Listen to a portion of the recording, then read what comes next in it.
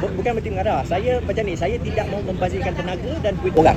Dia merupakan satu evolusi setiap pengarah. Setiap pengarah itu dia ada sampai masanya dia memang dikenali, tetapi bahannya tidak lagi menjadi orang kata satu gimmick. Kata perisa masih ginilah kata flavor of the day. Bukan berhenti mengarah. Saya macam ni, saya tidak mau membazirkan tenaga dan duit orang. Saya tahu saya akan buat, tetapi untuk pancingan penonton untuk membeli tiket apa, saya percaya sudah hampir tidak ada. Kecuali kalau OTT kan, OTT ataupun keluar dalam Netflix ke apa semua, itu mungkin ada. Pasal orang tengok, oh filem Azim Osman, okeylah kita tengok. Tetapi untuk orang nak tengok filem Azim Osman, pergi naik MRT, naik bas, batu beli tiket online apa semua, sudah tidak. Satu kepala orang untuk belanja menonton wayang tu paling sikit dia akan belanja antara 40 hingga 50 ringgit satu kepala. Jadi dia akan memastikan duit yang dibelanjakan benar-benar berbaloi, benar-benar itu.